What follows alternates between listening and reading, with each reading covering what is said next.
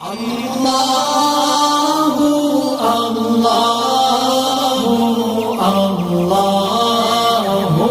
اللہ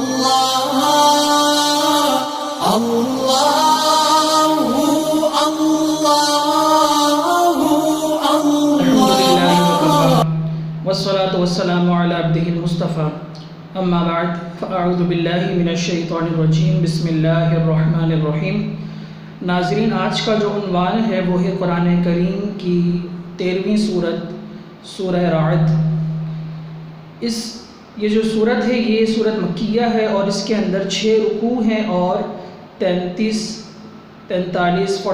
جو ہیں وہ آیات ہیں۔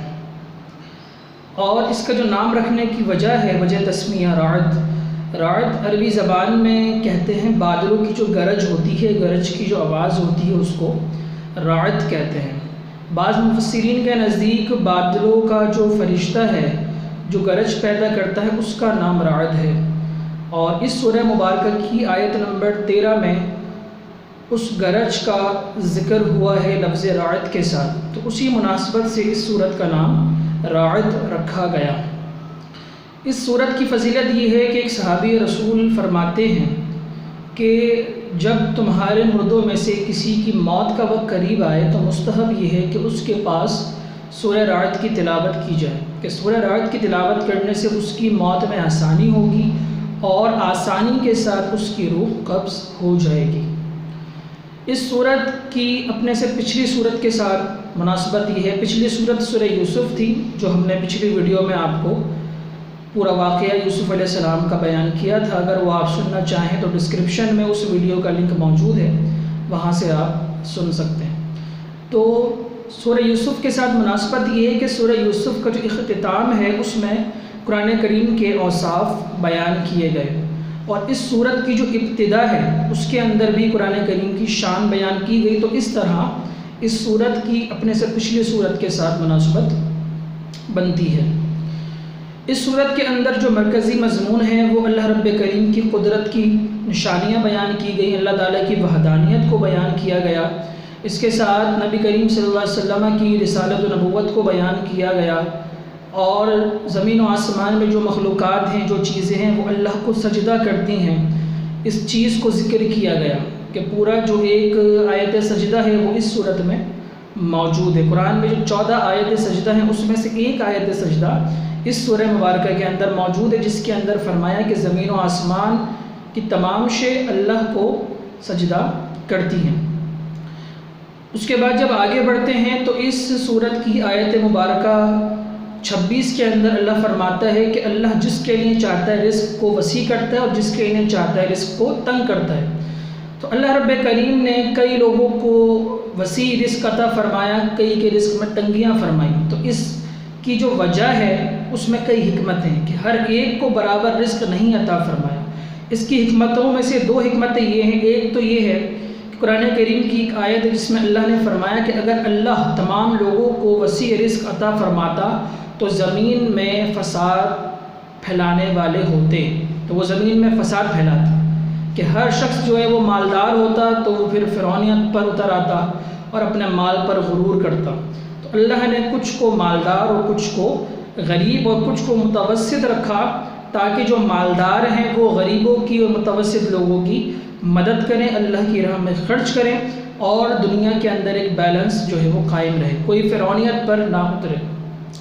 دوسری وجہ یہ ہے کہ حدیث پاک کے اندر آتا ہے، حدیث قدسی ہے کہ نبی کریم صلی اللہ علیہ وسلم فرماتے ہیں کہ اللہ نے فرمایا کہ اللہ جو ہے وہ اپنے بندوں میں سے بعض کو مالدار رکھتا ہے اور بعض کو جو ہے وہ تنگ دست کرتا ہے۔ اس کی وجہ یہ ہے کہ اللہ فرماتا ہے کہ اگر میرے کچھ ایمان والے بندے ایسے ہیں، اگر میں ان کو مالدار نہ کروں تو وہ کفر کی طرف مبتلا ہو جائیں گے، کفر کی طرف چلے جائیں گے، اس لیے ان کو میں مالدار کر دیتا ہوں۔ اور بعض ایمان والے وہ ہیں کہ اگر ان کو مالدار کر دوں تو وہ کفر کی طرف چلے جائیں گے، لہٰذا میں ان کو مالدار نہیں کرتا۔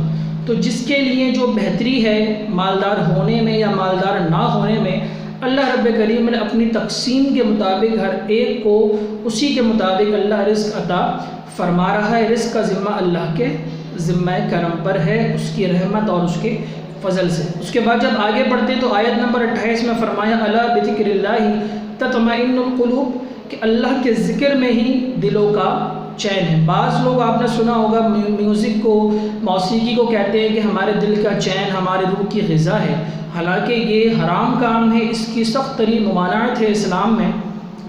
دلوں کا چین کس میں؟ صرف اللہ کے ذکر میں۔ الا بذکر اللہ تطمئن القلوب، کہ اللہ کے ذکر میں ہی دلوں کا چین ہے۔ تو اللہ کا ذکر نماز ہے، اسی طرح اذان ہے، اقامت ہے، درود شریف ہے، قرآن کریم کی تلاوت ہے، تو یہ تمام اللہ کے ذکر ہیں۔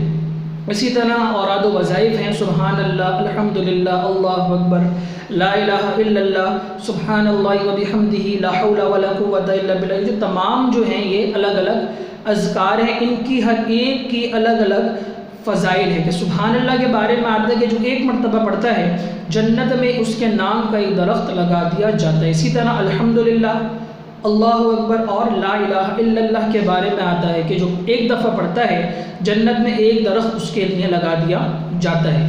اسی طرح حدیث پاک میں آتا ہے کہ جو لا حول ولا قوۃ الا باللہ دن بھر میں 100 مرتبہ پڑھ لے گا تو غم سمیت 99 بیماریوں سے وہ محفوظ رہے گا۔ 99 بیماریوں کا اس کے اندر علاج ہے، ان 99 بیماریوں میں سے ایک ہے غم۔ تو آج کے دور میں ہر ایک شخص غم میں مبتلا ہے، ڈپریشن میں مبتلا ہے، تو ہمیں چاہیے کہ ہم کم از کم دن میں 100 مرتبہ لا حول ولا قوۃ الا باللہ کی تسبیح ہم پڑھ لیں۔ اسی طرح سبحان اللہ و بحمدہ سبحان اللہ العظیم، یہ بہت بہترین اور خوبصورت تسبیح ہے کہ جس کے بارے میں آتا ہے کہ 2 کلمات ایسے ہیں جو زبان پر بہت ہلکے ہیں، میزان پر بہت بھاری ہیں اور رحمان کو بہت محبوب ہیں، کہ جن کے پڑھنے سے اگر گناہ ہمارے سمندر کی جھاگ کے برابر بھی ہوں تو اللہ رب کریم اس کو معاف فرماتا ہے۔ وہ 2 کلمات کیا ہیں؟ سبحان اللہ و بحمدہ سبحان اللہ العظیم۔ تو ہمیں چاہیے کہ اللہ کا ذکر کرتے رہیں، ہر وقت اپنی زبان کو اللہ کے ذکر سے تر و تازہ رکھیں، موسیقی سے اور فحش کلامی سے، غیبت چغلی وغیرہ تمام گناہوں سے اپنے آپ کو محفوظ رکھیں۔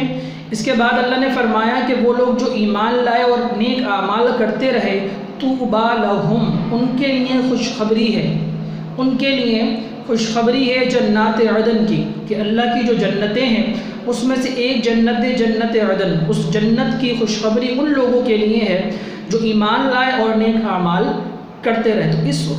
تو اس کے ساتھ اس سورہ مبارکہ کی جو آخری آیت ہے اس کے اندر اللہ رب کریم نے اپنے نبی صلی اللہ علیہ وسلم کے اوصاف اور ان کی شان کو بیان فرمایا۔ اگر مزید آپ سورہ رعد کی تفسیر پڑھنا چاہتے ہیں تو تفسیر صراط الجنان سے آپ اس کا ترجمہ اور تفسیر پڑھ سکتے ہیں۔ اس طرح کی ہمارے اسلامک انفارمیٹیو ویڈیوز حاصل کرنے کے لیے چاہیں تو آپ اس چینل کو سبسکرائب کر لیں، بیل کو پریس کر لیں تاکہ ہر آنے والی نئی ویڈیو کا نوٹیفیکیشن آپ تک بر وقت پہنچ سکے۔ اللہ حامی و ناصر ہو، وما علینا الا البلاغ المبین۔